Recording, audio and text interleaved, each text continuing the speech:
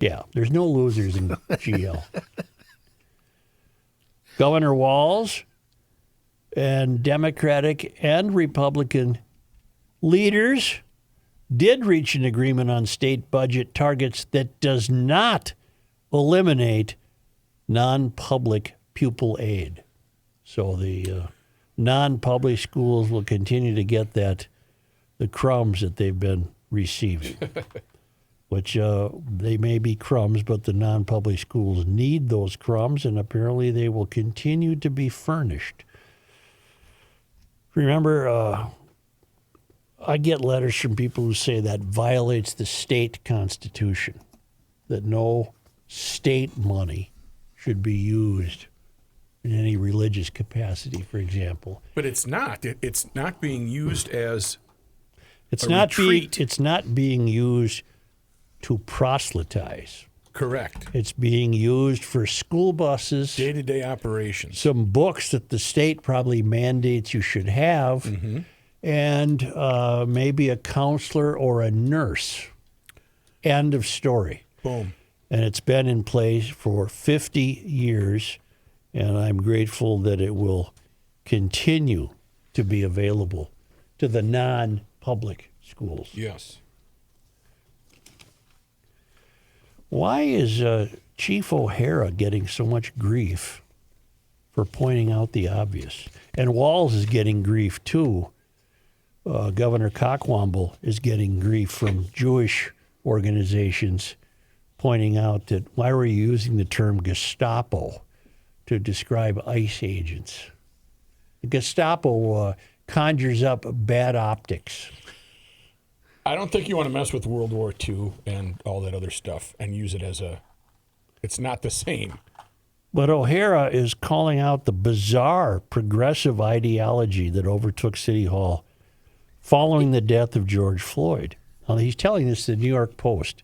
Now, there's a part of me that wonders, he can't be so naive as to think that talking to the New York Post would have remained only in New York. In other words, you say anything today anywhere in the world, it's going to be heard instantly anywhere in the world. But do you think anybody at the Star Tribune has asked him those questions? No, because I think the Star Tribune is full of progressive ideology and wishes to be a contributor to the bourgeoisie progressive ideology. The bougie? The bougie. So, yeah, he probably just answered honestly, and nobody has bothered to ask him those specific questions before. That would be my guess. The Post spoke with Minneapolis law enforcement and business owners as the city approaches the 5-year anniversary of George Floyd's death, which sparked global protests and riots by the Black Lives Matter movement. O'Hara, who had previously served in Newark, New Jersey, joined the Minneapolis Police Department as its chief in November of 2022. Even though he came from a far-left city, Newark, O'Hara said he was unprepared for how politicized policing in Minneapolis had become, saying that a bourgeois liberal mentality had made it difficult for reality and facts to break through. I can't find one single fault in that statement. So who exactly is finding fault? Well, let's read and find out. It's one good way. Good tease. Here it's very, very ideological, and a lot of times it's like reality and facts can't get through the filter. It's a very detached, bourgeois, liberal mentality. It's bizarre, he told the Post. There's been an unbelievable amount of trauma here from the destruction of the city that immediately followed Floyd's death and the explosion of violence that came, O'Hara said.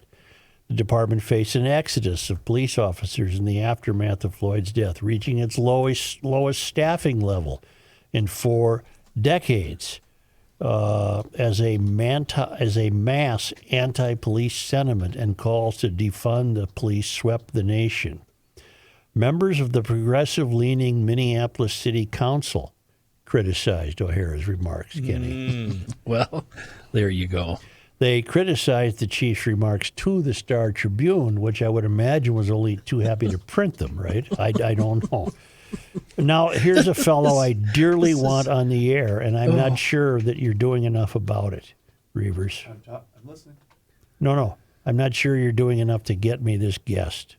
I think Jason Chavez, seriously, would be a very interesting guest. Okay. I'll send out a 6th request to have Jason on the show. Oh, he's got 2 more than Walls, huh? Well, but again, it's we get emails from people all the time and say you should have such and such. Well, that's great. We'd love to. But here's what Jason Chavez said about O'Hara's remarks. Now, Chavez, remember, was inspired to run for office after Floyd's death. We had never heard of this fellow before. He called the police chief's words not only disrespectful, but counterproductive and condescending. To whom? I don't know. Because they're not. What is. I would love to talk to Jason Chavez. I really am getting focused in on that. I want to know what he envisions.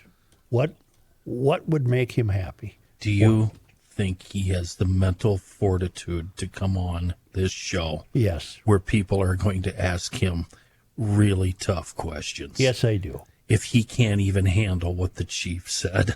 Yeah, I know. Sign him on. I mean, if he's so, I don't know, dainty that he can't handle what the chief said, there's no way he's coming on this show. Well, he continues. These comments directed at our residents. Well, Jason, I'm not sure they were directed at the residents. They were directed at the likes of you, for example, or the mayor, or City Hall in general. These comments directed at our residents fail to meet the moment we are in, when people's rights are under attack from the federal government. Okay, so Chavez, like all Mysterians, is finding Trump in this somehow. He's finding Trump in O'Hara's remarks. And our communities are rightfully pushing back. Council President Elliott Payne took issue. What does that mean? Council President Elliott Payne took issue with O'Hara's remarks, telling the Star Tribune, some people come into their politics through a more academic process, others through solidarity, others through lived experience. Payne said, no matter how people develop their core values, one should have a deeper understanding of the diverse perspectives of our community before engaging in conversations with New York tabloids. Well, Payne's full of BS.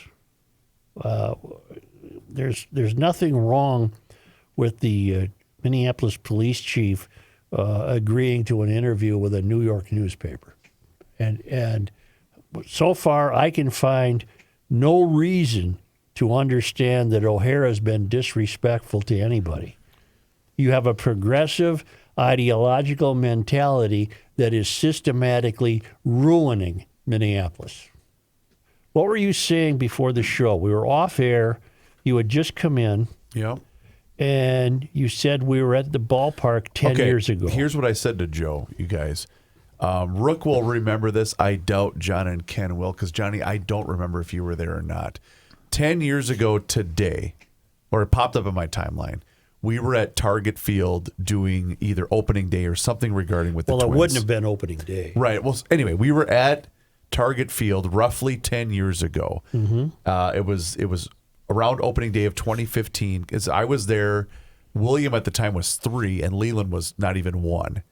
And we were there. We did the show from the not the concourse, but the press box area. It was fantastic. We went to the game. Well, some of us went to the game. And then I remember taking Jess and the boys out for a late lunch, early dinner after the game was over. Downtown was vibrant. It was fun. We had such a great time. And I'm thinking, man, that just seems like forever ago. And it was, 10 years ago was a long time. And I just thought, what downtown and what Minneapolis and Minnesota has become to this point in time now, what's it going to be like 10 years from now? And it's, I guess, and I love downtown. That's why I decided to work in Minneapolis. But isn't it like that now during games when the Timberwolves are playing and the Twins are playing? That's the thing, Kenny. It's not. I went to... Well, tonight would be festive, wouldn't it? I guess, it's raining. They'll have a downtown, a watch party and whatnot. But the whole strip around Hennepin and all of that, Ken, has changed so much. Now the North Loop area is pretty good. It's thriving. But I guess I just see it so differently now. Well, what day it was opening day where we were in a bar downtown. I don't remember the name of the bar, but we did the show and it was packed. You couldn't find parking. I think that was opening day of the stadium, which would have been 2010. Okay, but I remember it was a madhouse. Yeah. You couldn't park anywhere. But the two answers to your question is it's going to get worse or it's going to get better. I mean, it's a stupid answer, but Thanks. I mean, which way are we going to? No, I agree. Which way are we going to go? I fear it's the latter. I don't think it's going to get better.